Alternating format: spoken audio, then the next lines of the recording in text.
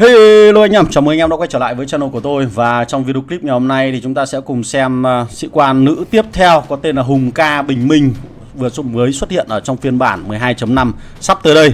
Và chúng ta sẽ cùng xem cô nàng này dành cho đơn vị nào và có bộ kỹ năng như thế nào nhé. Đừng quên để lại một like, share và subscribe channel của tôi nhé. Ok, let's go.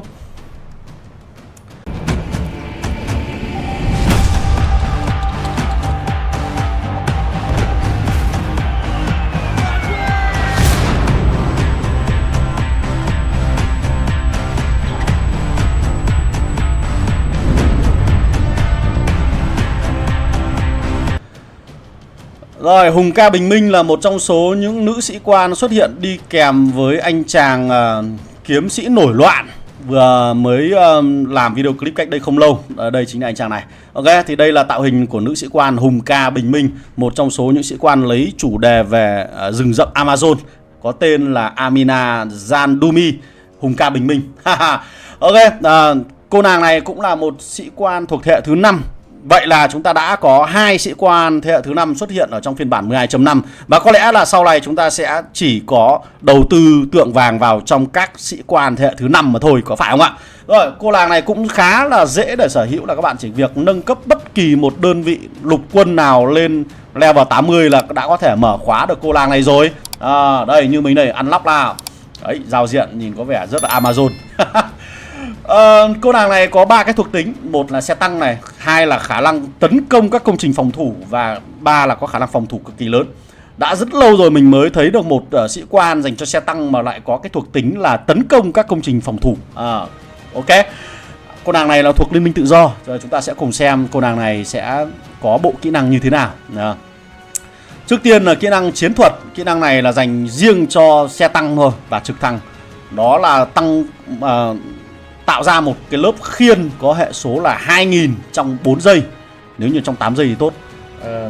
Và sĩ quan này nếu như được triển khai trên các đơn vị xe tăng và trực thăng thì nó sẽ được cộng thêm 25% hệ số của cái khiên này nữa, khiến cho lớp khiên này nó lớn hơn nữa. 25%. Tuyệt vời. Một trong số kỹ năng khá là đơn giản nhỉ.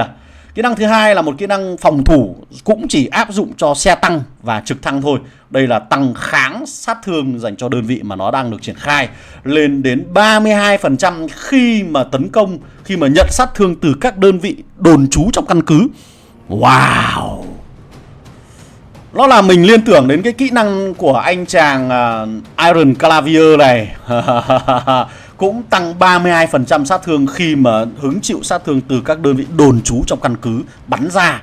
Nếu như 2 sĩ quan này đi kèm với nhau, hoặc là chúng ta có thể cho cô nàng Hùng Ca Bình Minh kia học cái kỹ năng này, thì nó sẽ nâng cái hệ số mà tăng kháng sát thương, kỹ năng kháng sát thương lên đến 64%, một con số khá lớn các bạn nhỉ. Rồi, kỹ năng thứ ba là một kỹ năng phòng thủ khác, cũng dành cho xe tăng và trực thăng thôi. Đó là tăng độ bền lên 50%.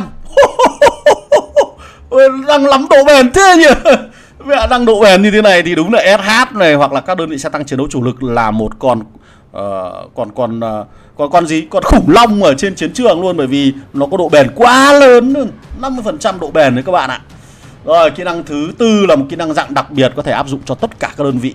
Đó là khi mà sĩ quan này tham gia vào giao tranh thì nó sẽ tăng kháng sát thương của đơn vị này, và những đơn vị những đơn vị đồng minh đứng xung quanh 2 ô lưới của cái đơn vị này nữa lên 6% trong 20 giây. Một cái kỹ năng mà vừa tăng trực tiếp cho đơn vị của chính nó, vừa lại tăng cường cho đồng minh nữa. Và kỹ năng này lại là một cái kỹ năng mà gì ạ? Có thể được áp dụng cho tất cả các binh chủng. Điều đó có nghĩa rằng các bạn có thể học tập cho bộ binh, có thể học tập cho xe tăng, trực thăng, có thể học tập cho cả pháo luôn. Nhưng mà dĩ nhiên là không ít ai học kỹ năng này cho pháo. Ok, nhưng mà học cho bộ binh cũng là một trong số những lựa chọn đáng giá đấy các bạn nhé. Đấy, tăng kháng sát thương lên đến 20% trong 20 giây khi tham gia giao tranh. Tuyệt vời đấy. Cái kỹ năng này mình lại liên tưởng đến kỹ năng của cô làng Quý Cô Đoạt Mạng này, khi mà cũng tăng kháng sát thương, thêm một lượng kháng sát thương nữa khi mà tham gia vào giao tranh. Tuy nhiên cô nàng này thì tăng 30% nhưng chỉ tồn tại có 20 giây thôi. Còn sĩ quan Hùng Ca Bình Minh của chúng ta thì tăng ít hơn nhưng mà thời gian lại được áp dụng nhiều hơn. Đến đây thì mình thấy là chúng ta có thể hình dung ra được một bộ kỹ năng học tập cho cái sĩ quan này rồi. Đấy, mình đã mường tượng ở trong đầu rồi. Còn cảm nhận của các bạn nghĩ sao khi mới đọc đến 4 cái kỹ năng ban đầu? Rồi, xem kỹ năng thức tỉnh nhá. Kỹ năng thức tỉnh là một kỹ năng mới luôn. Đây là một kỹ năng bị động, cũng chỉ áp dụng dành riêng cho xe tăng và trực thăng. Đó là gì? Nếu như đơn vị xe tăng và trực thăng của chúng ta bị mất 80% độ bền của nó, 80% độ bền của nó, độ bền tối đa nhé, thì khi trong cái quá trình mà tấn công căn cứ ấy, đấy, thì nó sẽ tăng kháng sát thương cho tất cả các đơn vị pháo binh đứng xung quanh nó trong vòng 5 ô lưới. Cái này là cổ vũ các boss đi bay to bay à? Thêm 20% trong 10 giây. Thế là đủ rồi. 20% trong 10 giây. Trong 10 giây này là chúng ta đã có thể gây ra một lượng sát thương rất lớn dành cho căn cứ của kẻ địch nữa các bạn ạ. Nhá, không phải đơn giản đâu. Sao cái kỹ năng đó nó lại giống với anh chàng Svalin này nhỉ? Như vậy là khả năng cô làng Hùng Ca Bình Minh lại là dòng dõi cháu rồi chắt của hai anh chàng là Svalin với lại Iron Caravier. Khả năng hai anh chàng này phải về xem xét lại giới tính. Chứ mình thấy là bộ kỹ năng nó giống nhau lắm.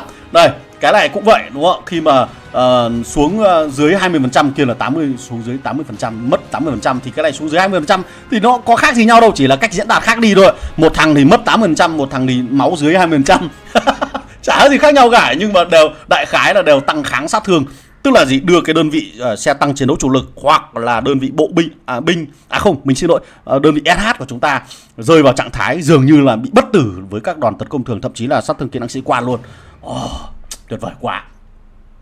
Đấy. Đến đây thì mình mới lại bắt đầu thấy đau đầu là không rõ thì cô nàng này đi kẹp với ai thì sẽ là tốt nhất, đi kẹp với anh chàng thủ vệ thiết thành này hay là anh chàng Svalin. Đây là một trong số những lựa chọn mà khả năng là xứng đáng để làm một cái video clip kiểm thử về sức mạnh của cô nàng này, xem là bắt cặp với ai thì sẽ là tốt nhất nhỉ. Mình nhìn thấy là khả năng là nó giống nhau thôi, nhưng mà tại sao lại đẻ ra thêm một cái sĩ quan thế hệ thứ 5 mà nó lại có thể bắt cặp được với hai sĩ quan như thế thì nghe nó hơi điêu nhá. Đấy thì với những bộ kỹ năng như thế này thì các bạn thấy là cô làng này sẽ phù hợp với ai, sẽ phù hợp với những đơn vị nào thì hãy để lại phần bình luận nhé. Chúng ta sẽ cùng nhau thảo luận thêm. Còn trong đầu mình thì đã hình dung là cô làng này có thể phù hợp ở trong giai đoạn đầu 75 ngày thì các bạn có thể triển khai cho các đơn vị xe tăng hạng nặng của Liên minh Tự Do.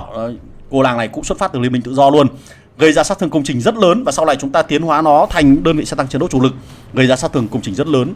Và cô làng này có khả năng là còn giúp các bạn trải qua 4 đến 5 cái mùa giải CT4 với đơn vị xe tăng chiến đấu chủ lực của mình. Đi đốt căn cứ cũng là một niềm vui đấy. Ok, rồi bây giờ xin chào và hẹn gặp lại các bạn ở trong các video clip lần sau. Goodbye.